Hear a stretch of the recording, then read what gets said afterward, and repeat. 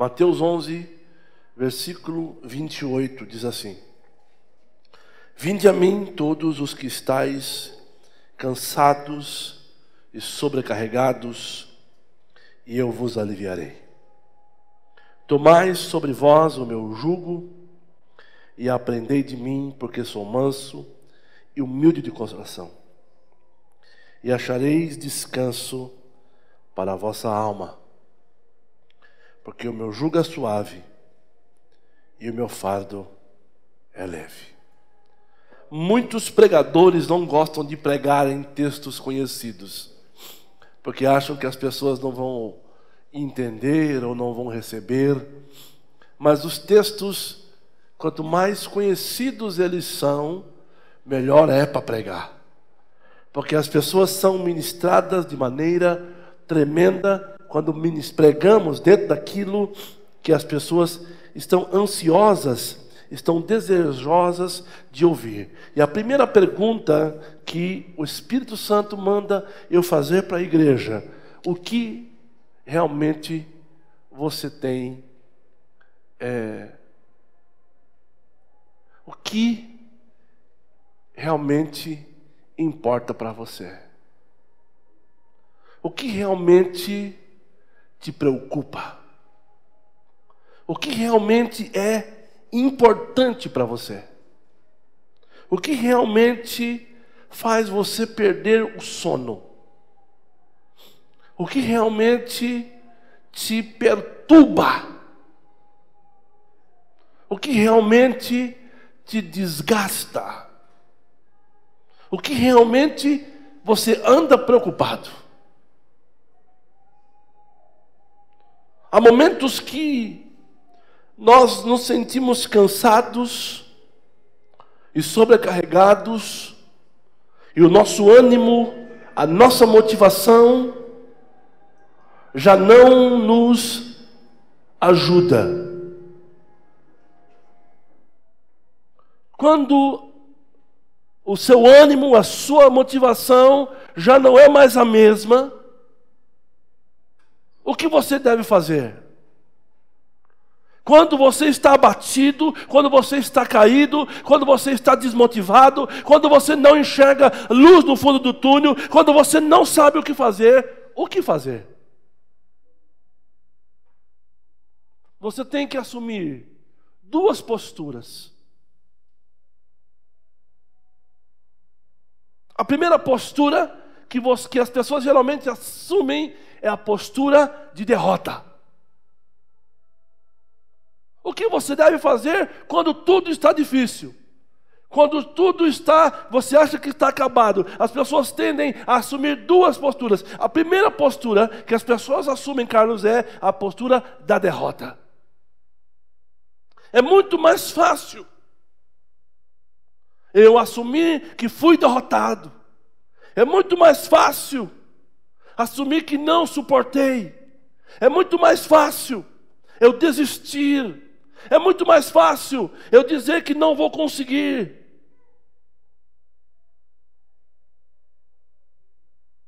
E geralmente o derrotado tem uma coisa em sua vida: ele senta, ele chora, ele murmura e ele coloca a culpa em alguém.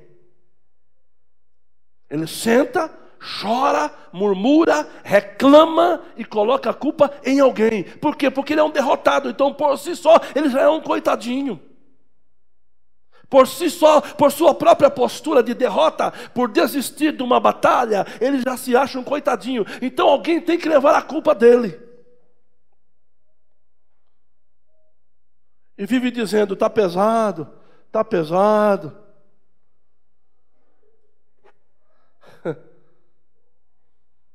Sabe por que as pessoas são derrotadas, pastor Ricardo? Porque não aceitam ser tratados. Não aceitam ser ministrados. Não aceitam que precisam mudar alguma coisa em sua vida para que a derrota seja vencida. Ei, irmãos, escute, perder é normal. Escute, normal, viu, gente? Não existe só vencedores no mundo, não. O que não pode acontecer é você sucumbir diante de uma derrota, sucumbir diante de uma luta, sucumbir diante de algo e desistir e falar, não quero mais, parei, eu vou embora, vou sumir. Isso não pode acontecer. Irmãos, perder, de vez em quando nós perdemos, e às vezes perdemos mais do que ganhamos. Isso se dá se você olhar para um atleta. Um atleta, ele mais perde do que ganha. Mas se ele perder e desistir, ele nunca vai chegar onde ele quer. Se você perder e desistir, perder e desistir, perder e desistir, você nunca vai chegar aonde você quer e aonde Deus planejou que Ele quer que você chegue. Existe o derrotado, aquele que assume a derrota e que desiste, mas existe o vencedor, que é aquele que diante da derrota ou de uma perda não desiste. Mas ele tem um alvo, ele tem um projeto, ele tem algo em sua vida que não o faz desistir, não o faz voltar para trás. Ele tem persistência, ele nasceu para vencer.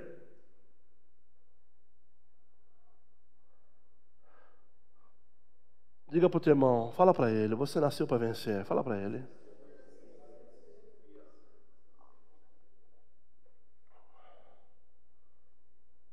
Para o vencedor,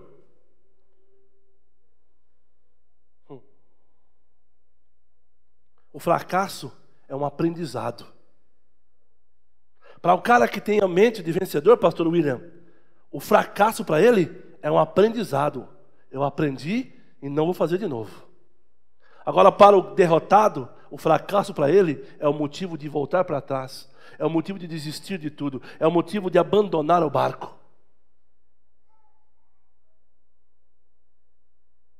Não está dando certo de um jeito, faz de outro. Jesus chamou justamente essas pessoas que estavam cansadas de perder, cansadas de derrota. Ele falou, vocês estão perdendo sempre? Vinde a mim. Eu vou ensinar vocês a vencerem. Vencer, irmão, não é ganhar sempre, Ailton. A vitória, muitas vezes, é feita de fracassos. Não é isso que o mundo diz? Todo mundo olha as pingas, os tomos que eu tomo, as pingas que eu tomo, não é isso que eu ditado por aí, né? Todo mundo vê os tomos que eu levo, mas ninguém vê as pingas que eu tomo. Que ditado mais idiota.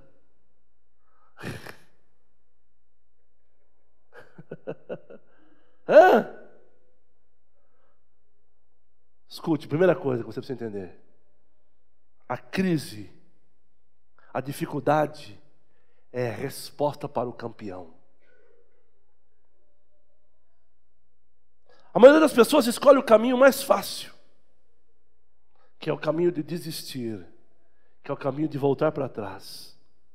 Qual é o seu problema? Problema no casamento? Qual a solução fácil? Vamos pegar aqui vamos fazer um paralelo aqui. Problema no casamento, solução fácil: divórcio, separação. Solução difícil: botar a luz da cruz, botar debaixo do altar, botar no joelho. Problema na sua célula, solução difícil. Fácil: desistir, fechar a célula, ir para casa, não fazer mais nada. Solução fácil: ensinar, discipular. Problema no trabalho, solução fácil: pedir a conta, ficar desempregado. Solução difícil: enfrentar as afrontas, enfrentar as dificuldades. Problema na sua família, solução fácil: mandar todo mundo embora.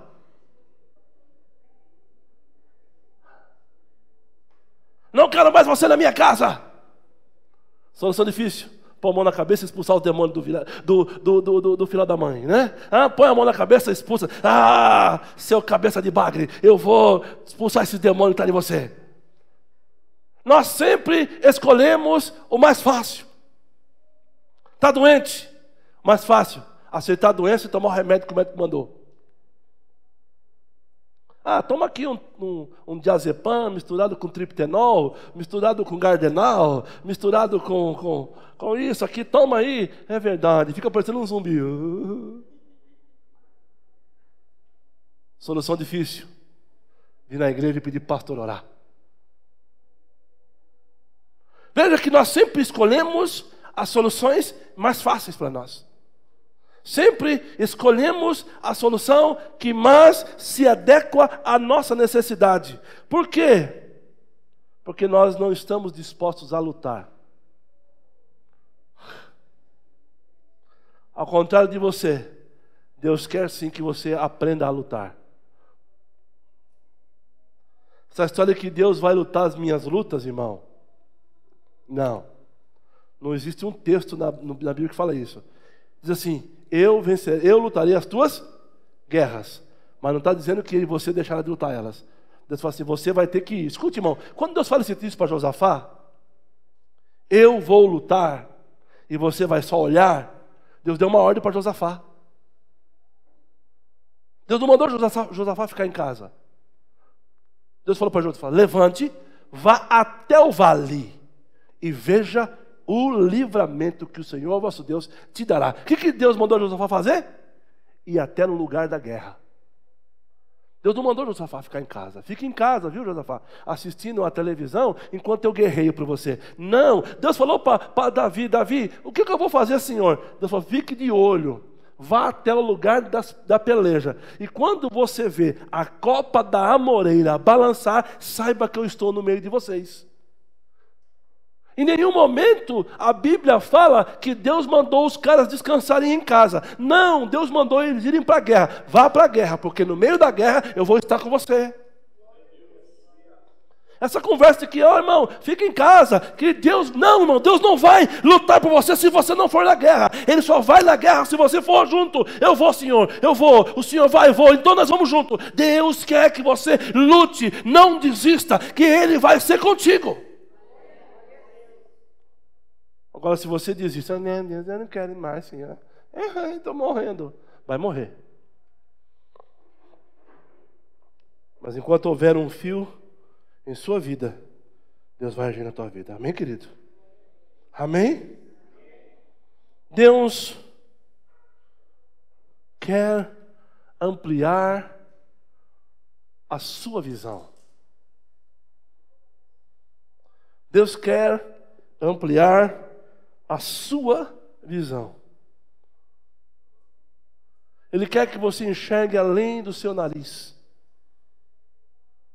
E para ampliar a sua visão, primeiro você tem que aceitar os desafios que Ele coloca para você. Olha para o teu irmão e fala para ele, aceita os desafios. Segundo, renuncie à sua própria vontade.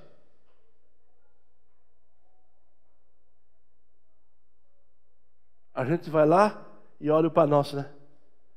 Pai nosso que estais nos céus, seja feita a tua vontade, assim na terra como no céu. Amém. A hora que Deus vem, a minha vontade, eu não quero mais. Eu não quero mais, não.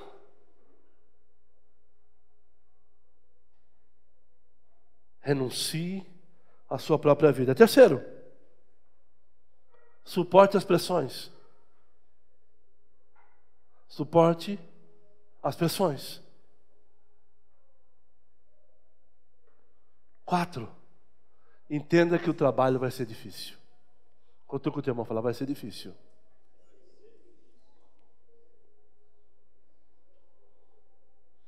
Isaías diz, alarga o espaço da tua tenda, estenda-se para todo lado da sua habitação e não a impeça. Alongue as tuas cordas e firma bem as tuas estacas. Se nós olharmos esse texto aqui, todos os verbos estão no infinitivo. Significa que somos nós que devemos fazer e não Deus. Vamos ler o texto?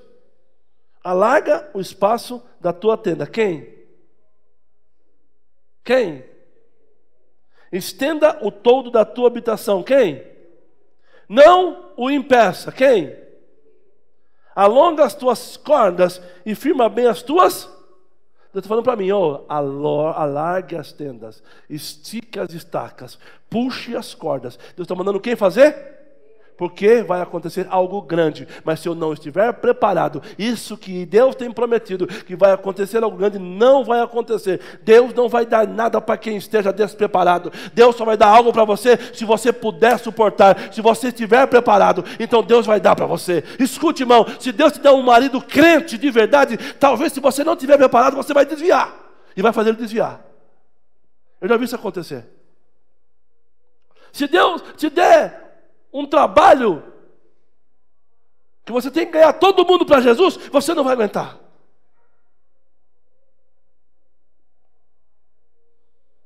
Eu já vi isso acontecer. A irmã orou para que o filho se convertesse. E quando o filho se converteu, aquela mulher ficou endemoniada, porque o rapaz era crente de verdade. Ela só queria que, na verdade, a mente dela, ela só queria que o filho saísse das drogas. Mas quando o filho se converteu, ela achava que o filho ficava demais na igreja. Você fica demais na igreja, você fica demais orando, você fica demais não sei o que lá, e você busca muito a Deus, você tem que fazer não sei o que lá. Você sabe o que aconteceu com o rapaz? Voltou para as drogas, porque a mãe perturbou tanto ele, que ele voltou para as drogas. Sabe o que aconteceu? Um dia a polícia invadiu a biqueira e ele morreu. Esteja preparado para o que Deus vai fazer na sua vida. Se você não estiver preparado, é mesmo, Senhor, eu vou falar. Se você não estiver preparado para o que Deus vai fazer na tua vida, não peça para Ele, porque Ele não vai fazer. Não peça.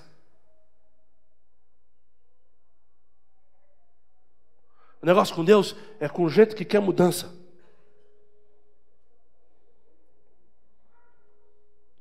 Quem quer transbordar de Deus aqui? Levante a mão.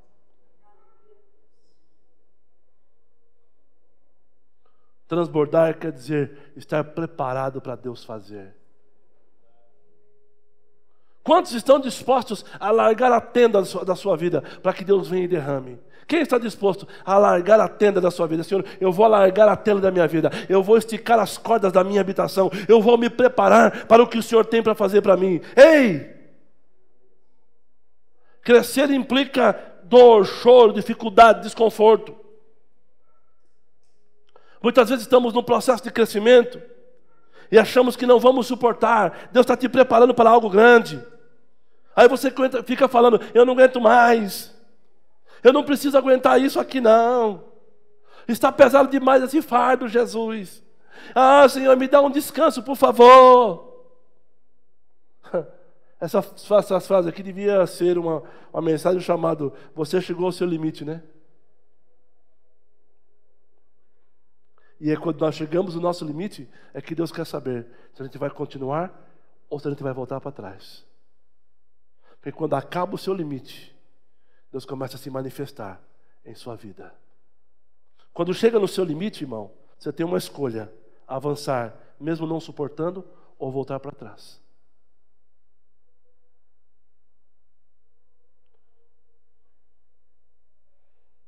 O exemplo de quem não suportou a pressão, chutou o balde, chama-se Saul. Ele não aguentou esperar o profeta chegar, e ele mesmo saiu apresentando o sacrifício lá no lugar do sacerdote. Ele saiu fazendo o que não tinha que fazer. Aí Deus fala para ele: ei, Saul, já que você decidiu fazer o que não era para fazer, você foi reprovado. Hoje o Senhor teria confirmado o seu reinado sobre Israel, mas porque você botou os pés pelas mãos, você foi reprovado. Sabe por que Deus não confirmou o reinado de Saul? Porque ele não soube resistir.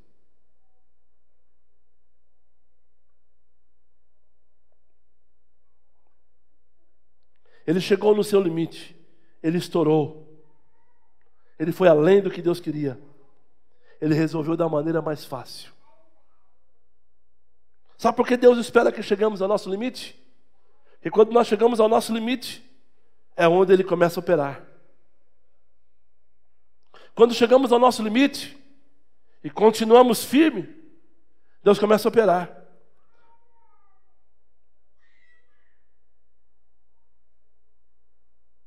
Nem sempre ser forte, irmão, é resolver as coisas do seu jeito. Ser forte é esperar em Deus. Ser forte não é fazer as coisas do jeito que você quer, mas é fazer do jeito que Deus quer que você faça. Deus não é aquele que você pode manipular. Deus, você não pode manipular para que as coisas sejam feitas do seu jeito. Deus, Ele quer fazer do jeito dEle. Deus não se manipula. Deus não pode mentir, nele não há mentira. Deus não pode se enganar, nele não há engano. Deus não pode fazer do jeito que você quer. Deus vai fazer única e exclusivamente do jeito que Ele quer e do jeito que Ele planejou. E se Ele planejou que Ele vai te levar a um lugar grande, então se prepare, porque Ele vai te levar. Mas para isso você vai ter que enfrentar provações, dificuldades, lutas, para que quando você chegar lá, não seja para a sua glória, mas para a glória dEle.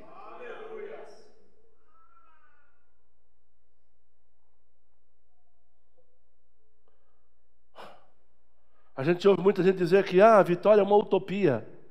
Não existe. Existe sim. E é interessante quando a pessoa não alcança o objetivo dela, o Diego, ela começa a procurar problema nas pessoas. Ela começa a procurar problema nas pessoas. Porque o Davi, se não fosse o Davi, se não fosse a Camila, se não fosse o fulano de tal, se não fosse o Beltrano, eu ia conseguir. Mas o fulano me atrapalhou. Não, irmão, quem te atrapalhou foi você mesmo. Faz assim com o seu dedo aqui, ó. Faz assim, ó. Levanta esse dedinho pro céu aí. Ó, quem te atrapalha, ó.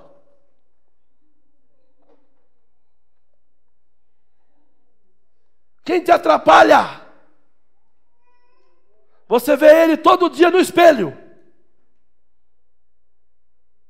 Você quer saber quem te atrapalha? Pega o espelho e olha, você vai saber quem te atrapalha todos os dias. Você mesmo. Se você deixar Deus agir na tua vida, irmão, se você deixar Deus agir na tua vida.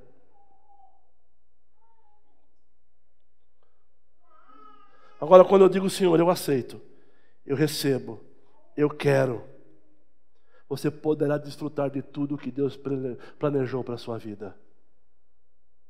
Reconheça o Senhor em todos os seus caminhos. É fazer como Paulo fez durante o seu ministério. Reconhecer o Senhor.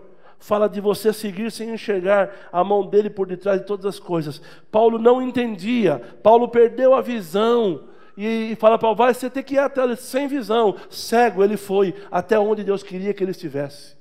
E lá Deus restaurou a visão de Paulo. Em 2 Coríntios capítulo 4, versículo 17 diz assim: pois a nossa leve e momentânea tribulação produz para nós peso de glória, acima de toda comparação. Portanto, não atentamos nós nas coisas que se veem, mas nas que não se veem. Pois as que se veem são temporais, mas as que não se veem são eternas. Paulo entendia que apesar das tribulações presentes, ele deveria olhar para o Senhor Jesus e enxergar acima de toda a tribulação, porque a glória de Deus haveria de se manifestar em sua vida. Escute, pare de ficar olhando ao seu redor e comece a olhar para o céu, porque é lá do céu que te vem o socorro. Pare de ficar olhando para as coisas terrenas, para o que é possível, e comece a olhar para o impossível, porque Deus vai realizar coisas impossíveis em sua vida, quando você começar a agir por fé, e não pelos olhos, e não pelo que o seu olho vê. O seu olho só alcança coisas limitadas, mas a sua fé alcança coisas que os seus olhos não podem ver. Comece a se mover pelos olhos da fé.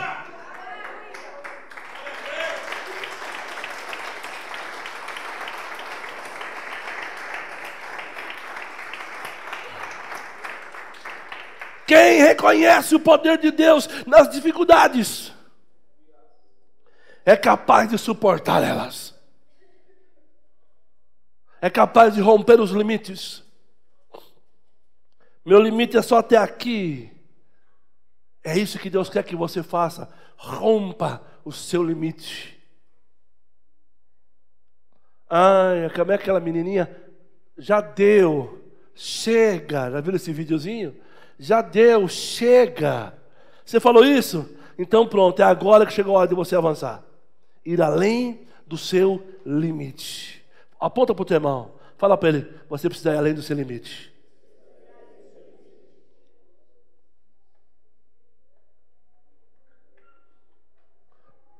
Segunda coisa que você precisa aprender é, primeiro,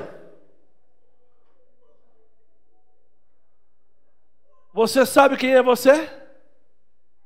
Sim ou não? Você sabe? Você sabe quem é Deus?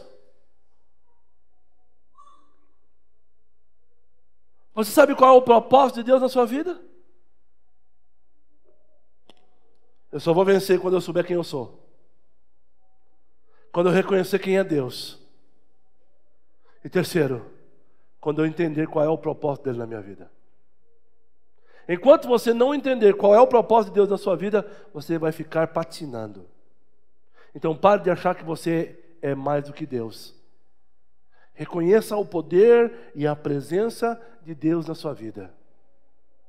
Isso faz a maior diferença na sua vida. Porque quando eu esqueço quem eu sou, quem eu sou? Quem é você, irmão? Fraco, pecador, limitado, problemático, cheio de dor de cabeça, cheio de nhenhenhé e de mimimi. Esse é você. Fala para o teu irmão. Você é fraco, limitado, problemático, chorão, boca aberta.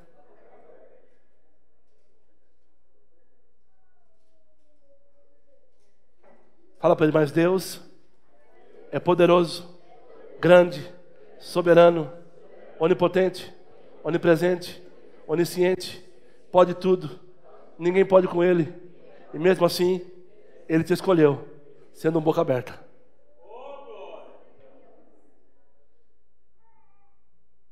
Entendeu isso ou não? Que desenha para você? Você é um boca aberta, eu sou um boca aberta, e Deus me escolheu mesmo assim. Escolheu para fazer de mim um vencedor, um vitorioso, alguém que consegue romper os limites. Escute.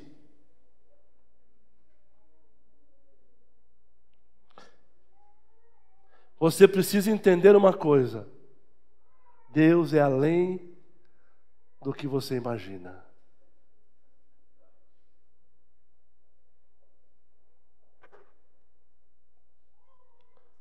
Isso aqui é um exemplo de quem até conhece Deus, mas não consegue entender a mente de Deus.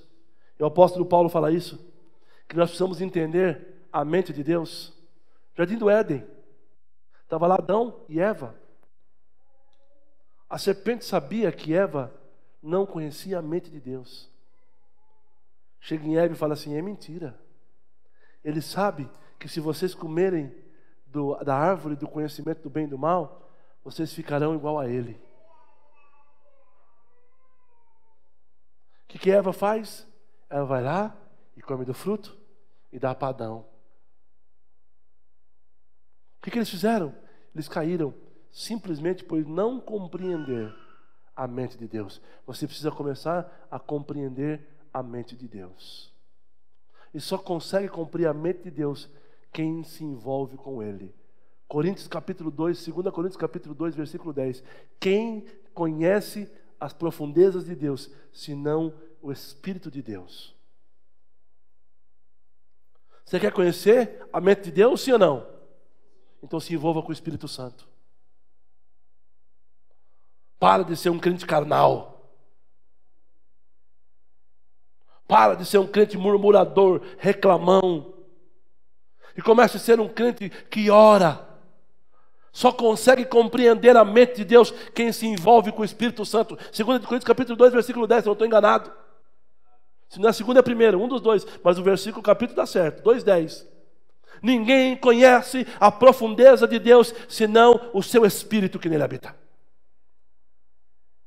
Só consegue entender a mente de Deus quem se deixa envolver pelo Espírito Santo. Escute. Deus não vai revelar os seus segredos para crente carnal. Deus não vai revelar a sua mente para crente que não busca. Deus não vai revelar a sua mente para crente que vive chorando e reclamando e murmurando.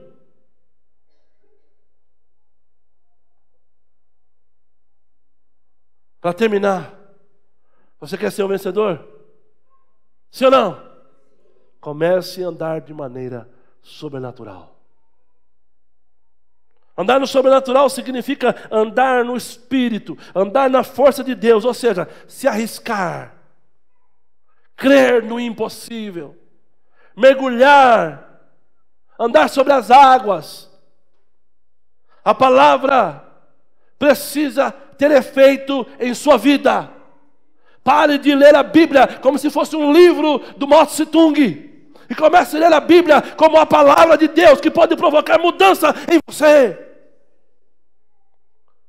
Você tem que ler a palavra, irmãos. E eu leio a Bíblia e eu começo a ver como que aquelas coisas ali eram possíveis. Escute.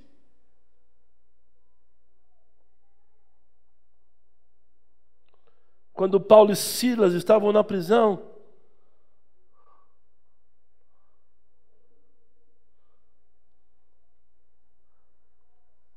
eles não ficaram murmurando nem reclamando, não. Eles estavam presos, machucados, haviam apanhado, haviam sido torturados. E de repente eles começam a cantar. De repente eles começam a adorar a Deus. A princípio todo mundo deve ter pensado na cadeia: esses dois caras são malucos. Isso só pode ser loucura. Mas não, irmãos. Paulo e Silas decidiram sair do natural. Decidiram esquecer as dores da surra que eles levaram. E decidiram mergulhar no rio do Espírito. E quando você mergulha no rio do Espírito, coisas extraordinárias começam a acontecer. Sabe por que sua vida está parada? Porque você está parecendo uma poça d'água, só juntando o bicho da dengue.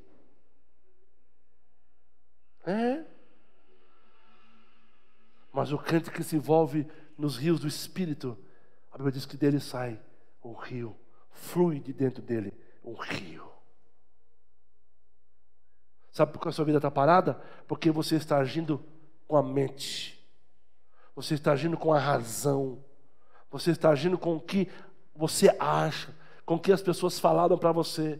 Você está agindo com os traumas que te prendem, com as feridas que te seguram, com as coisas que te falaram. Ecoa dentro da sua alma as palavras de maldição que você ouviu lá atrás. Ecoa dentro da sua alma o sofrimento que você passou. Ecoa dentro da sua alma as coisas que você ouviu na sua infância. É isso que tem te prendido.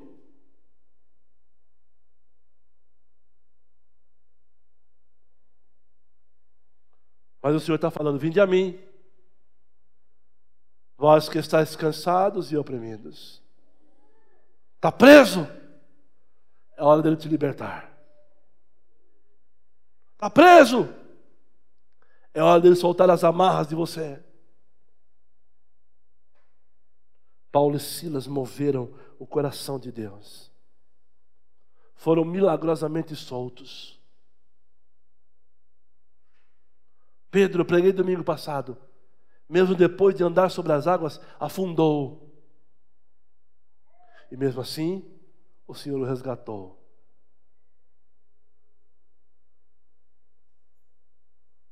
Qual experiência você quer com Deus?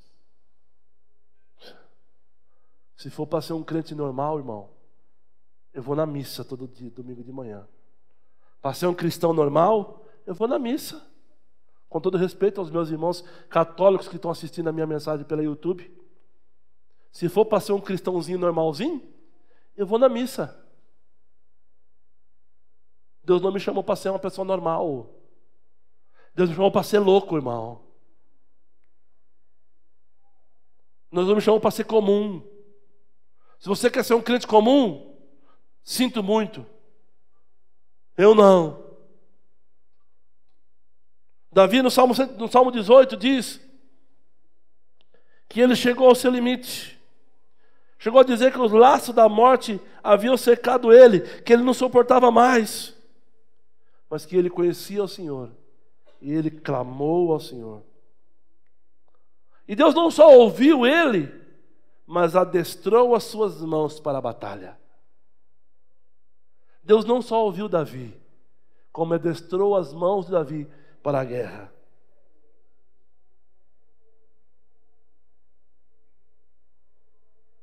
Qual tem sido o seu limite? Qual o desafio que Deus tem colocado diante de você, que tem feito você parar? Você tem respondido a Deus ou você tem faltado?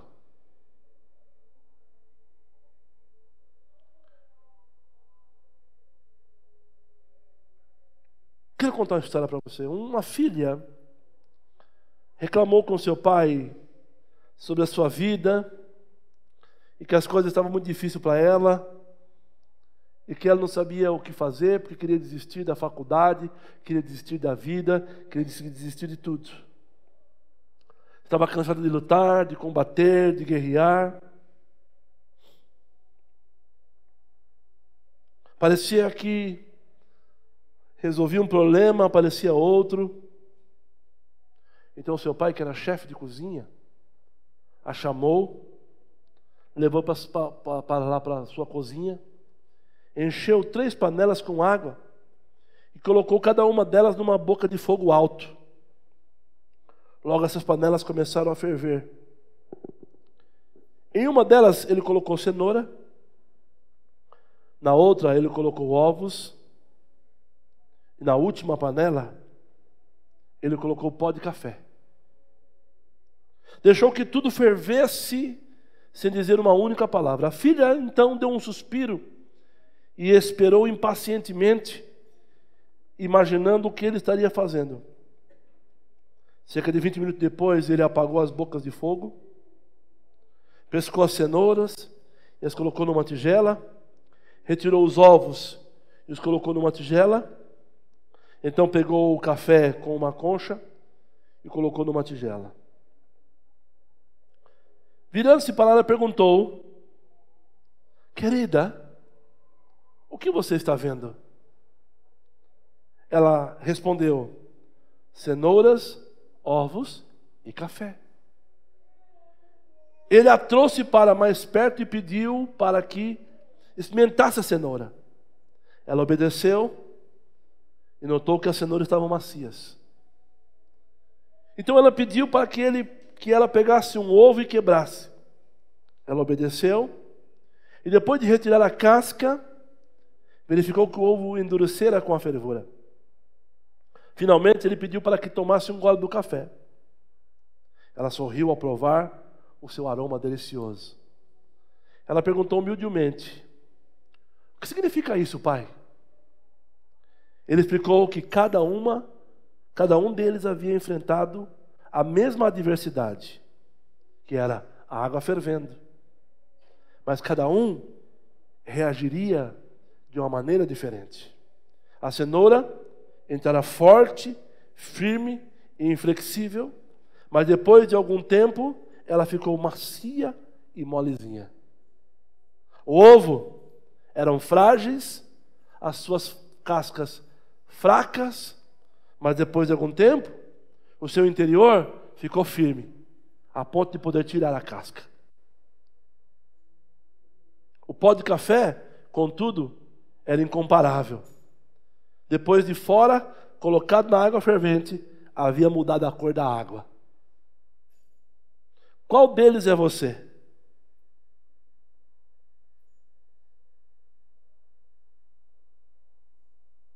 O duro, que quando chega na adversidade fica mole? Ou aquele que é mole, quando chega na adversidade fica duro? Ou você é aquele que quando chega na adversidade muda a adversidade? Deixa a adversidade com a cor que você quer e com o sabor que você quer. Porque o crente, aquele cara duro, mas quando vem a luta, quer desistir, é o crente cenoura.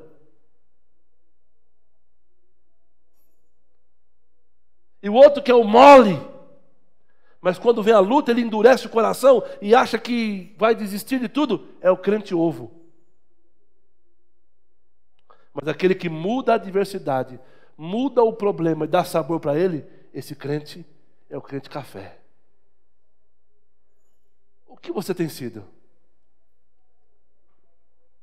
Você tem dado sabor às lutas? Você tem dado cor às lutas? Ou você tem se rendido a elas? O Senhor está chamando você hoje. Vinde a mim, vós que estáis cansados e sobrecarregados, e eu vos aliviarei. Fica de pé no seu lugar.